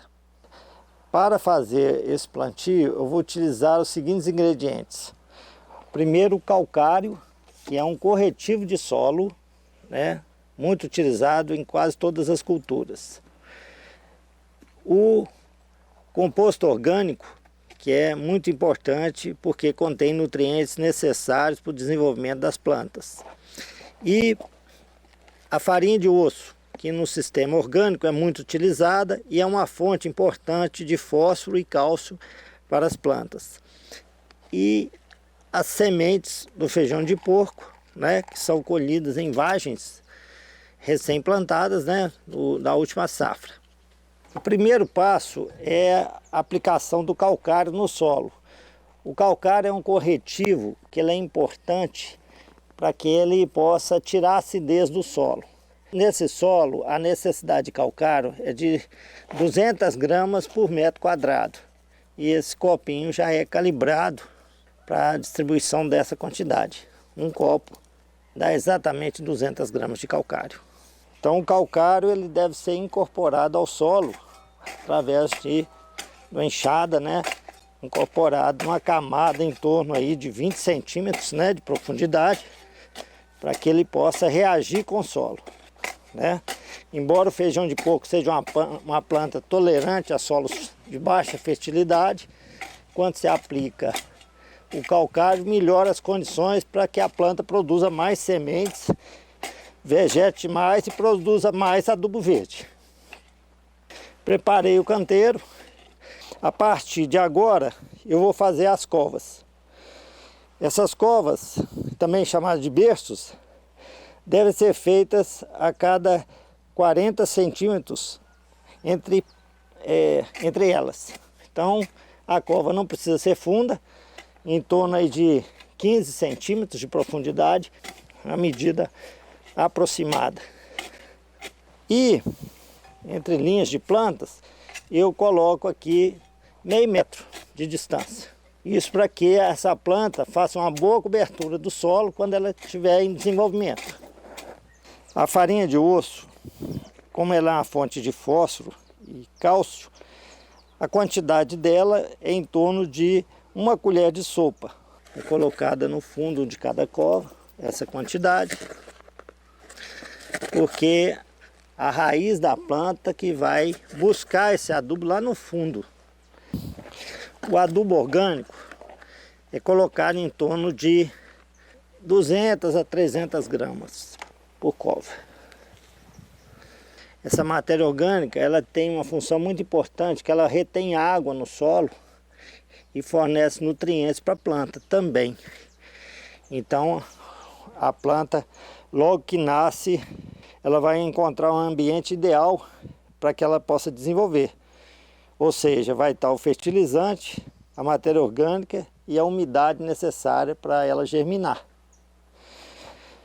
As sementes, no caso, né, então sementes novas, né, se coloca em torno de 2 sementes para cada cova. Após a colocação dessas sementes, aí eu vou tampar a cova, né, ou o berço, né, com uma quantidade de terra de em torno de 3 a 5 centímetros. Se eu tiver a possibilidade de molhar, eu molho imediatamente. Se não, quando ocorrerem as próximas chuvas, ela vai ter condição de inchar, a semente vai inchar e vai germinar. O feijão de porco, depois de 4, 5 meses de plantado, ele produz as vagens. E elas são utilizadas para novos plantios. Cada vagem dessa eu colho aí em torno de 6 até 10 sementes. Quando o feijão de porco é destinado para adubação verde, ele é cortado e colocado sobre o solo quando ele tiver em torno de 3 meses de idade. Isso acontece porque no momento da floração e é o momento ideal de ser cortado e usado como adubo verde, ele contém um maior teor de nitrogênio. O feijão de porco pode ser inclusive utilizado e consorciado com outras culturas que desenvolvem no mesmo terreno, como em hortas, por exemplo. Aqui nós temos um exemplo disso, é o feijão de porco consorciado com batata doce. Isso favorece as duas partes, porque a batata doce ela estrutura o solo, ela faz com que o solo consiga armazenar mais água e oxigênio, favorece o feijão de porco, e o feijão de porco também retém nitrogênio no solo, que favorece o desenvolvimento da batata. Então, os dois ganham nesse consórcio. Um outro consórcio muito interessante do feijão de porco, com lavouras comerciais, é o plantio do feijão de porco consorciado com milho. No caso, o feijão de porco ele é plantado nas entrelinhas do milho. O milho é que ele está plantado a 80 centímetros, uma linha da outra, e o feijão de porco é plantado na parte central entre essas duas linhas. O feijão de porco ele deve ser plantado 30 dias depois do plantio do milho, para que esse milho possa ter um primeiro desenvolvimento e o feijão de porco ele começar a desenvolver sem concorrer com o milho no seu início. Depois que o milho já está bem crescido, eu vou ter a produção do feijão. Ele aqui, no caso, ele já está na fase de florescimento. E nesse momento, enquanto o milho está secando, ele vai desenvolver e produzir as vagens, e eu vou estar colhendo tanto o milho para grão quanto o feijão vagem que eu vou utilizar nos outros plantios. É uma planta muito resistente e que ela dá uma produção de semente muito boa. Bom, são 18 horas e 31 minutos, é hora de chegar para cá mais um intervalo comercial, mais uma oportunidade que você tem de conhecer as empresas parceiras aqui do SBA e se manter aí, porque depois do intervalo comercial eu vou bater um papo mais uma vez com o Naur Barbosa, ele que é gerente de marketing das 7 Estrelas Patrimônio Genético, sobre a reta final, sobre a oportunidade que você tem de também fazer parte aí desse criterioso time de selecionadores dos animais que farão diferença aí no rebanho das 7 Estrelas nesse ano de 2024. São a seleção 7 das 7. De 21 animais, 7 foram escolhidos e agora você vai ajudar as 7 Estrelas a escolher o touro que mais se destaca entre 7. E a boa notícia é que o animal que você votar, se for realmente o grande campeão, você vai concorrer aí a 100 doses de sêmen. Na verdade, são 300 distribuídas aí em 3 lotes de 100 para contemplar 3 pessoas que farão parte dessa votação. E você, sem dúvida nenhuma, será uma delas. Daqui a pouco nós vamos explicar todos os detalhes para você ainda que não conhece como vai funcionar a votação. E tira o pé do chão, porque é só até domingo a oportunidade de participar. Daqui a pouco tem todos os detalhes. Fica por aí.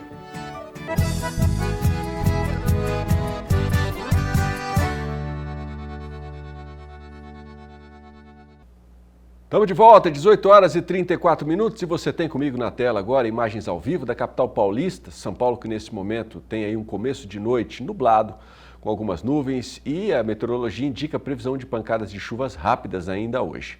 A temperatura aqui pela manhã esteve aí na casa mínima de 19 graus, agora está na casa dos 28 graus. Bom, como eu citei antes do intervalo comercial, você tem até domingo e só até domingo para ajudar na escolha dos 7 das 7 Estrelas Patrimônio Genético.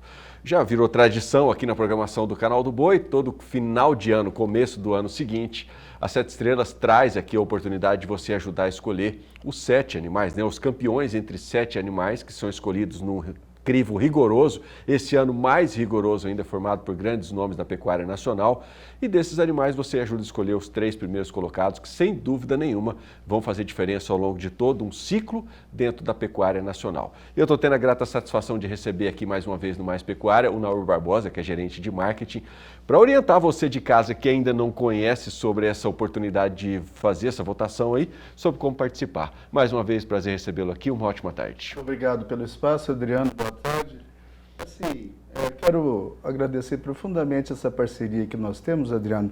Eu disse pro Daniel, quando ele estava lá na transmissão da eliminatória dos 7 das 7, que nós somos muito gratos pelo apoio que nós temos do canal, não só pelo espaço, mas pelo apoio a essas ideias inovadoras que nós trazemos.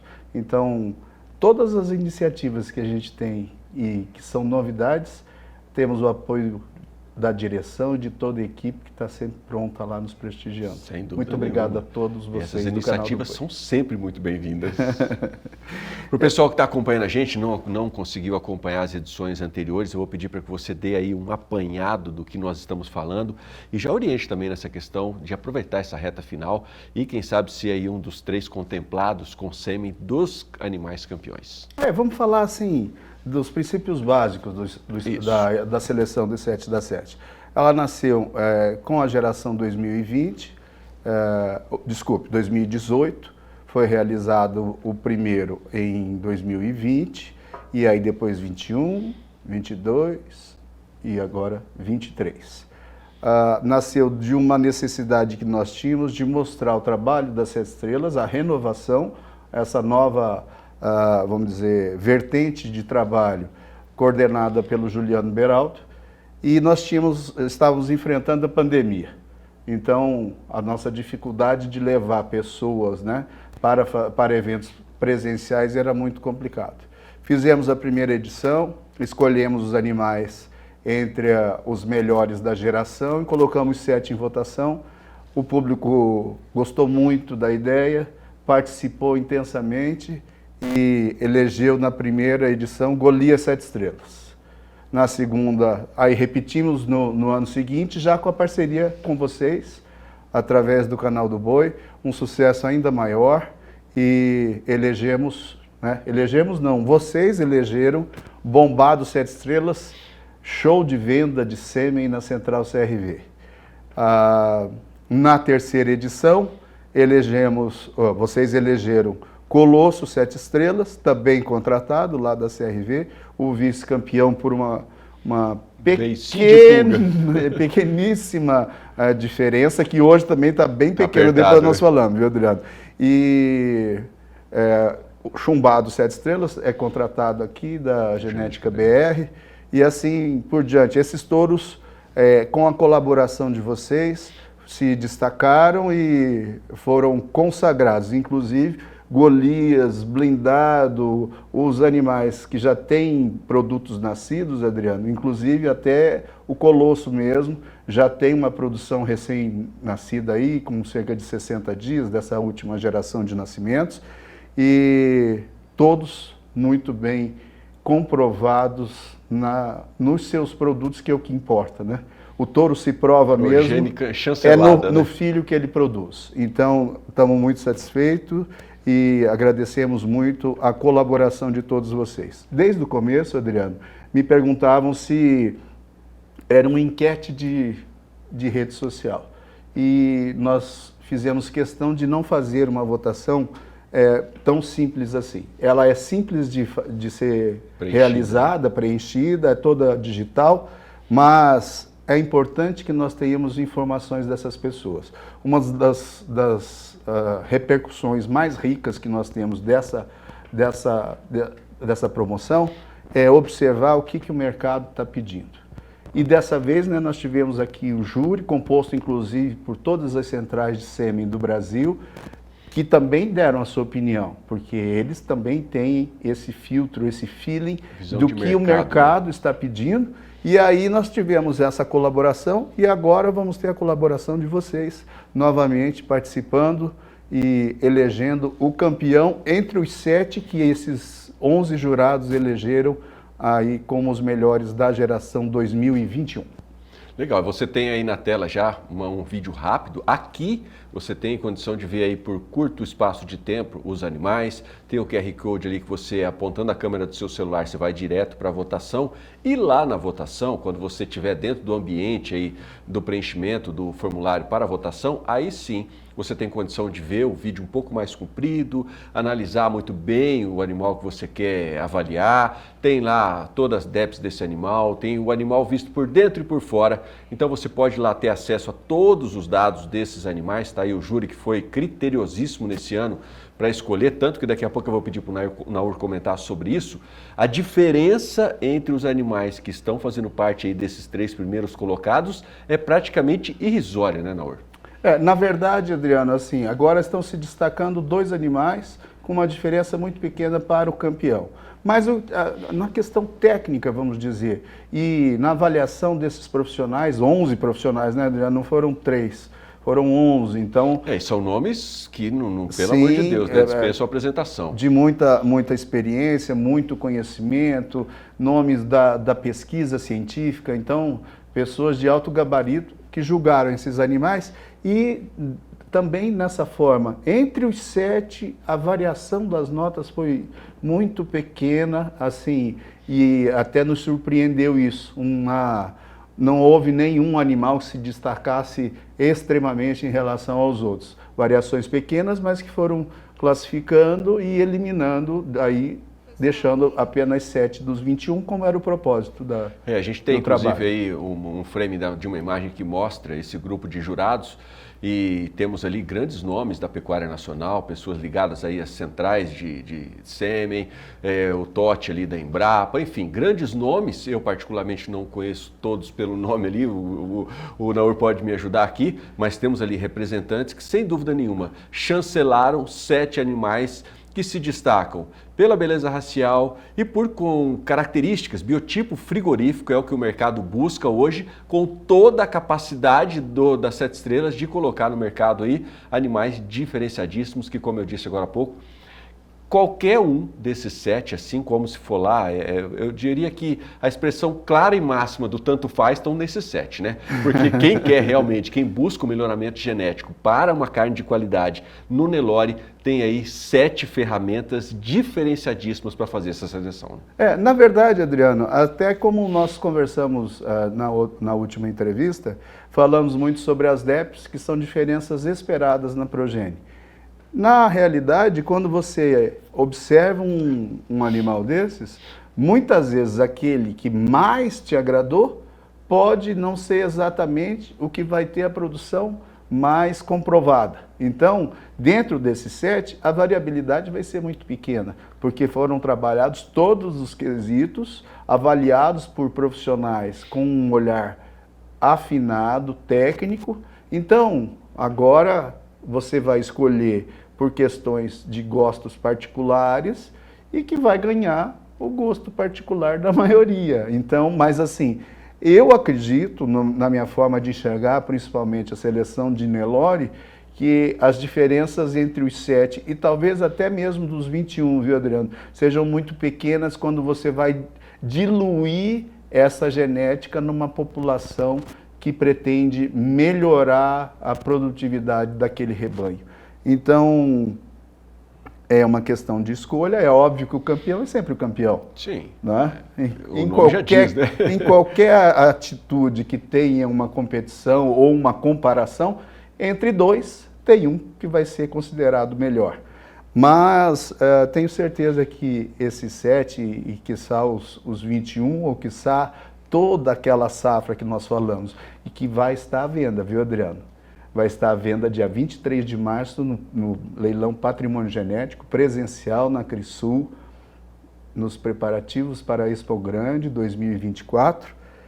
Toda aquela nata que eu te falei, de 10% a 15% dos animais que se destacaram na geração 2021, vai ser comercializada nesse momento. Você que estiver aqui na região, claro, vai participar de maneira presencial na Crisul, você de outras regiões do país, é só ficar ligado aqui nas telas do canal do Boi para participar também. E a comprovação clara de que a 7 estrelas está no caminho certo, quando faz essa seleção, é que a gente vê os filhos dos selecionados anteriormente entrando sempre ali na reta final do 7 da 7. É verdade, isso é uma coisa muito interessante. E eu diria até assim, também nós temos uma gratidão pelas pessoas participarem, porque não só esses juízes, as pessoas que elegeram os anteriores ratificaram e nós podemos dizer que eles estavam cheios de razão, porque todos os campeões se provaram grandes produtores. Inclusive, por exemplo, Golias, que é o campeão da primeira edição, fez a campeã da primeira edição de fêmeas que foi no ano passado, em fevereiro, e o Golias colocou nestes finalistas, entre os finalistas, dos 7, 2 são filhos do Golias.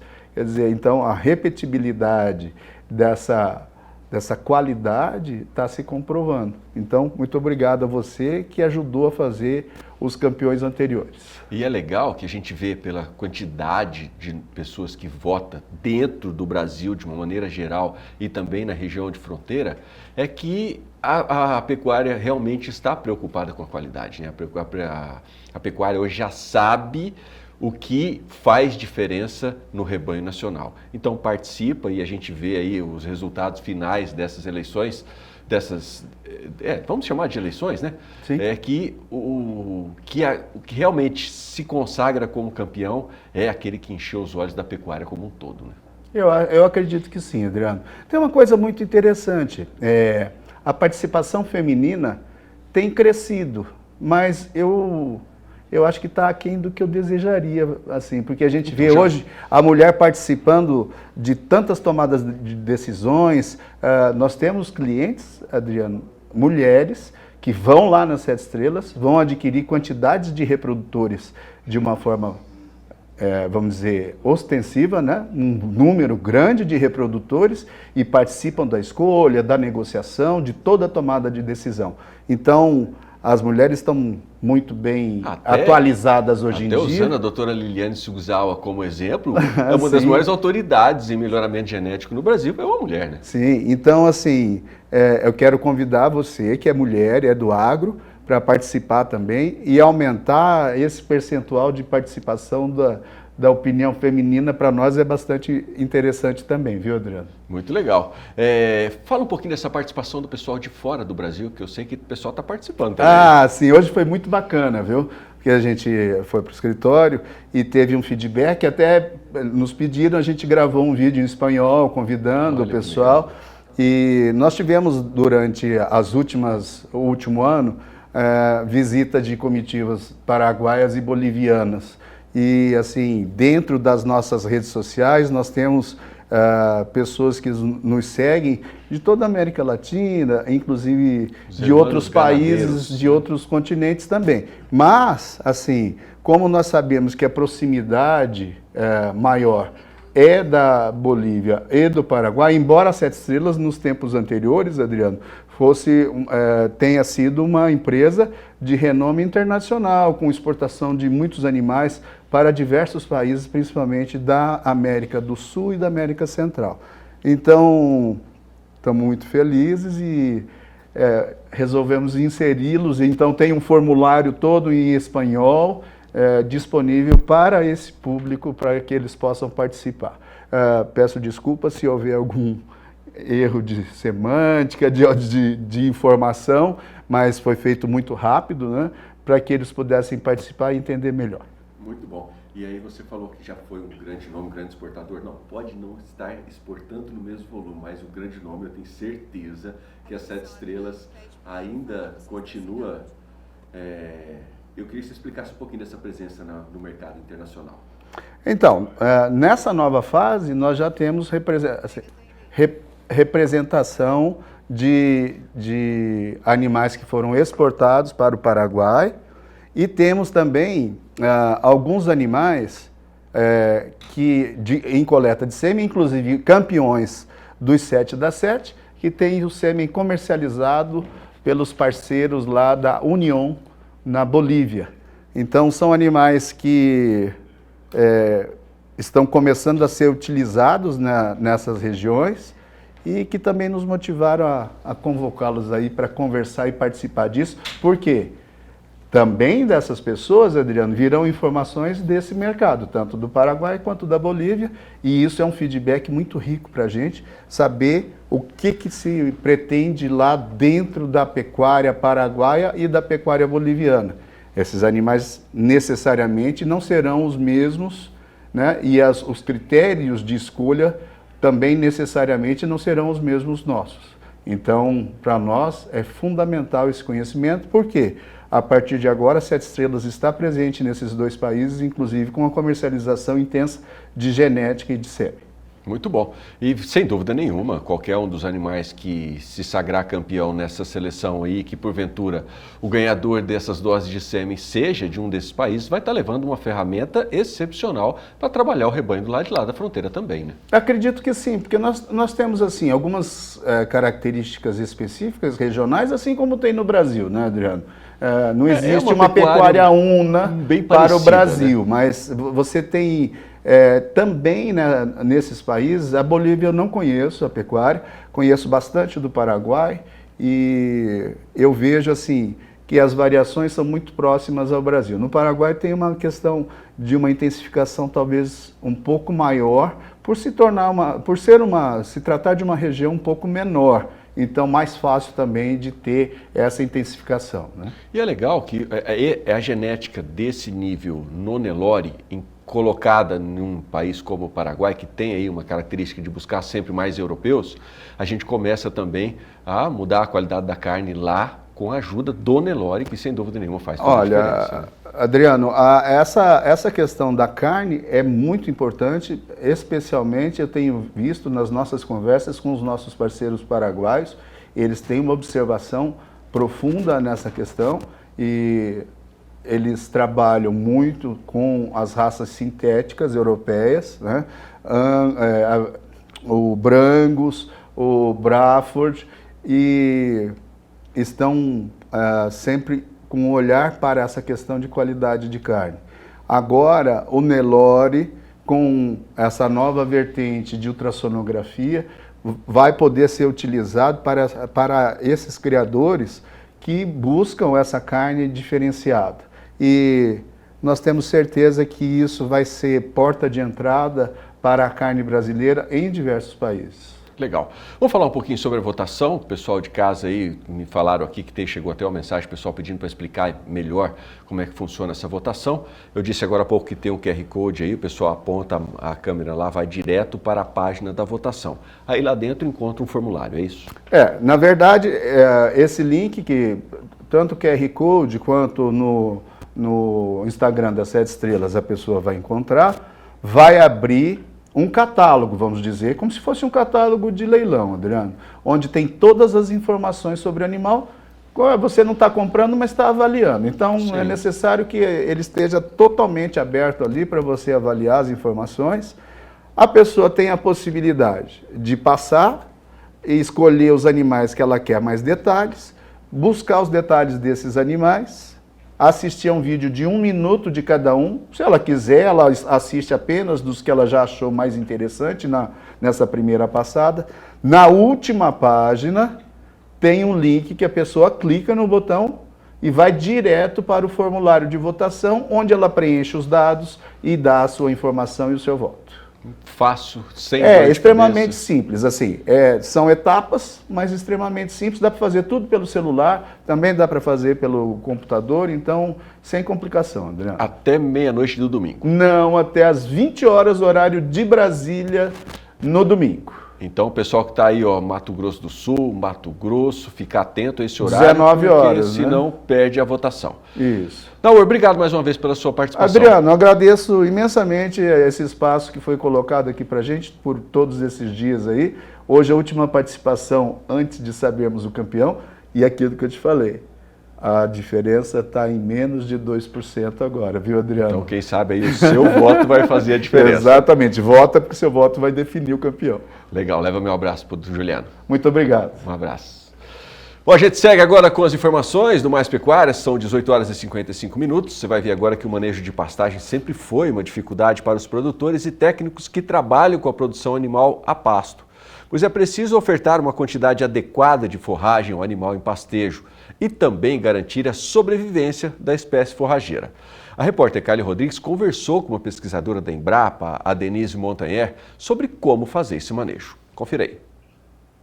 Eu estou com a pesquisadora da Embrapa, Denise Montanher, que explica para a gente, a partir de agora, sobre a importância da altura ideal da pastagem. Como que o produtor faz essa medição, como que é necessário essa informação também para a produção dele ser positiva? Kylie, o principal recado desse processo é que o produtor precisa ter uma ferramenta de ajuste de lotação dos seus pastos. Ele precisa controlar se o pasto está na condição adequada, está produzindo adequadamente. Então, como as técnicas usuais, tradicionais, são consideradas de difícil adoção, que seria o quê? Cortar pasto, secar esse pasto e medir, a pesquisa nos últimos 25 anos em manejo de pastagem desenvolveu uma ferramenta bem mais prática que pode ser incorporada no sistema de produção das fazendas, que é o uso de um balizador, de uma ferramenta de medição de altura do dossel, de altura dos pastos. Então, nós conseguimos identificar para algumas forrageiras mais usuais no sistema de produção, já temos essa informação de altura de manejo, seja sob pastejo contínuo, seja sob pastejo rotacionado. Então, vou te pedir para a gente mostrar esse banner aqui do lado, e aqui a gente consegue perceber, por exemplo, cultivares mais utilizadas de braquiária, como marandu, charaés, piatã, paiaguás e piporã, já temos alturas de manejo sob pastejo contínuo. Essas cultivares são normalmente manejadas nessa condição de menor utilização, de menor nível tecnológico, digamos assim. Mas se o produtor conseguir fazer a manutenção dessa altura dentro desse limite ótimo de utilização, ele vai garantir a melhor produção de forragem e, portanto, a melhor resposta animal. E ainda garantir a perenidade desses pastos. Então é importante que ele observe esse limite ótimo de utilização para essas cultivares. Já para cultivares mais produtivas, como por exemplo os pânicos, a gente tem a possibilidade de trabalhar sob pastejo rotacionado. Então, para essas cultivares nós temos recomendações de alturas de entrada e de saída, que é o momento que você coloca os animais e o momento que você retira os animais. Então, o legal dessa técnica que eu acho é que você não precisa mais chutar, você não precisa mais imaginar, você vai lá, usa uma ferramenta, um medidor, uma régua, a régua de manejo de pastagem, um bastão graduado, qualquer ferramenta que te permita medir. Você não perde tempo, você tem uma tomada de decisão estratégica e com isso você acerta em muito o manejo de todas as cultivares e você consegue fazer com que elas se prolonguem durante o ano, utilizá-la melhor durante a estação das águas, observar que você tem que tirar o pé, né, diminuir a taxa de lotação na estação da seca.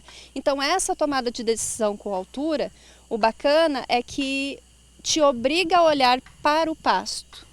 A cuidar do pasto, igual o agricultor faz com a lavoura. Isso, porque você também percebe que você tem que ajustar a lotação para que os animais consigam entrar naquele momento, o seu pasto consiga durar mais. Então isso é bacana, aí a gente tem, né, aqui a tabela para as alturas de entrada e saída, tanto das principais cultivares de pânico, quanto dessas braquiárias também, porque eu falei que se manejava em pastejo contínuo, mas nada impede que seu sistema de produção, se você acha mais fácil, é utilizado na sua propriedade o pastejo rotacionado com braquiária, é possível de ser feito, desde que você maneje direitinho.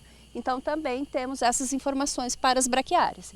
E aí, dentro do conceito das alturas de entrada e saída, o que é importante observar? Nunca baixar da altura mínima recomendada e nunca extrapolar a altura máxima. E se você mantendo dentro desse limite de utilização, você tem maior eficiência de produção de forragem, sem ter que medir, sem ter que cortar a forragem, maior resposta animal, porque o animal está consumindo só o melhor da planta, valor nutritivo, e a perenidade desses pastos ao longo dos anos, das estações, seca e águas. Então você tem um pacote completo com uma ferramenta simples. Estou na dúvida onde que eu encontro essas informações. Nós temos um aplicativo, Pasto Certo. Aí você encontra para todas essas cultivares, todas essas informações de altura, entrada, saída, se pastejo rotacionado, se pastejo contínuo, potencial de ganho, tem tudo no Pasto Certo, Caio. Muito obrigada, então, pelas suas informações. Tá aí, então, informações importantes. A pastagem, se bem cuidada, se bem manejada, ela dura por um bom período de tempo, viu? De Campo Grande, Kaile Rodrigues. São 19 horas em ponto. Vou para o nosso último intervalo comercial desta edição do Mais Pecuária. Logo depois na volta, vamos falar de números. Tem as atualizações do mercado financeiro, dólar e também as cotações que encerram esta semana em relação ao boi gordo. Fica por aí, eu volto já.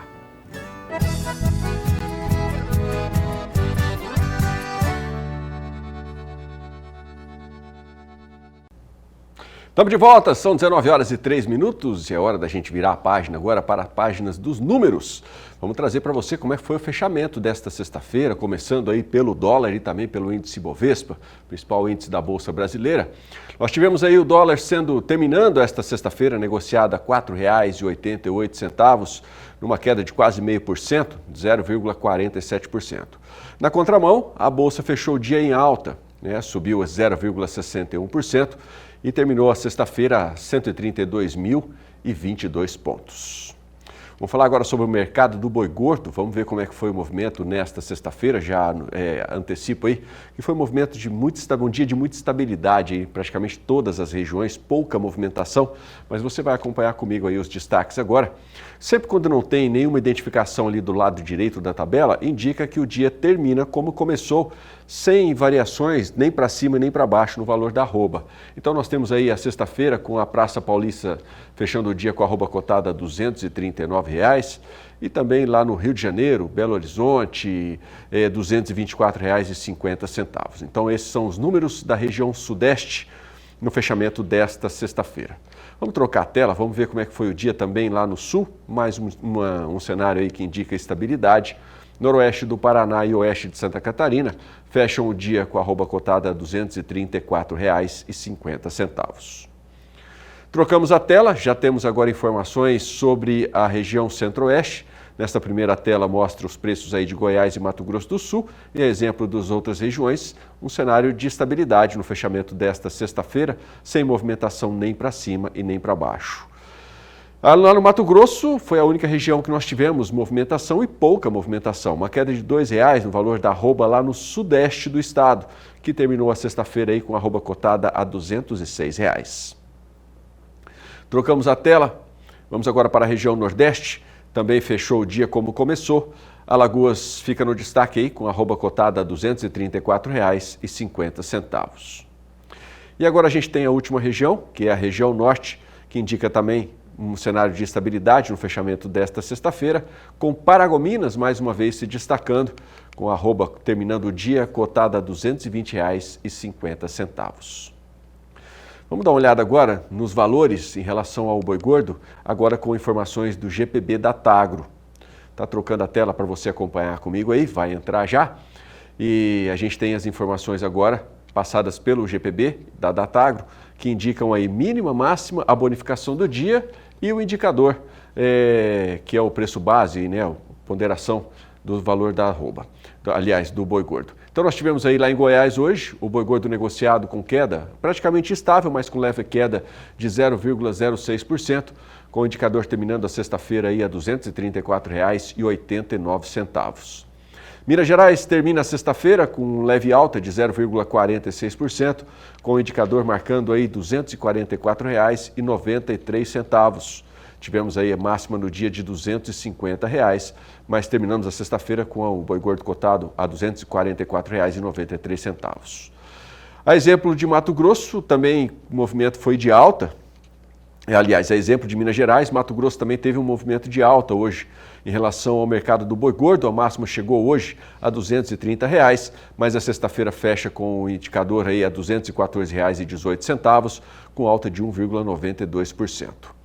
Praticamente com o cenário estável, mas em leve queda de 0,03%, nós temos os preços aqui no Mato Grosso do Sul, que terminou a sexta-feira com o indicador cotado a R$ 232,94. A Praça Paulista fecha o dia aí com o boi gordo, que já teve a mínima negociada ao longo do dia, a máxima, aliás, R$ 255, termina a sexta-feira com bonificação de R$ 17,61 e o indicador termina na casa de R$ 246,02, indicando uma leve alta de 0,13%. Trocamos mais uma vez as informações, trazemos agora os dados referentes a Rondônia, Tocantins, Pará e Bahia. Lá em Rondônia, o indicador termina a sexta-feira a R$ 205,62, com R$ 5,00 de bonificação e uma leve alta de 0,16%. Em Tocantins, a sexta-feira termina com o indicador cotado a R$ 213,07, em queda de 0,32%. No Pará, o dia que teve máxima aí de 220, termina a sexta-feira com o boi gordo cotado a R$ 204,32, com leve alta de 0,85%. E na Bahia, tivemos aí uma leve queda de 0,16%, com o indicador terminando a sexta-feira a R$ 217,89. Vamos falar agora de outros indicadores que foram destaques ao longo desta sexta-feira. E a gente vai trazer agora os números que encerraram o negócio nesta sexta-feira agora, começando pelo boi gordo com informações do CEPEA. O boi gordo pelo CEPEA foi negociado nesta sexta-feira, né? Você vai ver aí, o pessoal está atualizando as telas. À medida que as informações vão chegando, essas telas que vocês vão vendo aí, elas são atualizadas imediatamente em tempo real com o fornecedor das informações. Então, quando a gente segura um pouquinho aqui antes da entrada da tela, é porque os números estão sofrendo aí uma última verificação, né, para ter certeza que a gente vai trazer para você aqui uma informação extremamente apurada, praticamente em tempo real, para que você possa saber como é que está terminando a sexta-feira em relação a todos os indicadores, né? Você vai ver comigo o boi gordo do CEPEA, também boi gordo lá na B3, o bezerro também com dados do CEPEA, tudo isso sendo atualizado em tempo real, tanto aqui na programação, que a gente está sempre procurando trazer os últimos números para você, bem como lá no portal spa1.com, onde você tem acesso também a todas as informações, né, tudo que movimenta o agronegócio no Brasil e no mundo, e tem também indicadores em tempo real. Bom, nós tivemos aí, a pessoa acabou de me informar aqui, que durante a atualização dessas telas nós tivemos aí um problema com a geradora dos números lá e não aqui. Então eu vou trazer para você outras informações enquanto o pessoal tenta ajustar tudo lá, como informações do tempo. Olha que belíssima imagem do entardecer aqui, né? Do fechamento desta sexta-feira aqui na capital morena, em Campo Grande. Nesse momento tem o fim de tarde com o céu aberto, algumas nuvens ali no céu, mas não tem previsão de chuvas. A temperatura hoje teve aí mínima de 21 e agora, nesse momento, está na casa dos 33 graus. Então você tem aí essa belíssima imagem aqui da capital morena, marcando aí, encerrando nesta sexta-feira. E eu fui notificado aqui pelo pessoal que, infelizmente, as telas não puderam ser atualizadas por dificuldade aí na comunicação com as empresas que nos fornecem os dados. Então, eu vou me despedindo de você aqui, agradecendo a sua parceria durante toda essa semana. A semana que vem a gente vai estar junto aqui, durante todo esse mês de janeiro eu vou estar aqui durante as férias do Mr. Jorge Zaidan. Então, agradeço a sua companhia, desejo que você tenha uma ótima sexta-feira, um final de semana extremamente abençoado. Na segunda-feira a gente se vê. Até lá!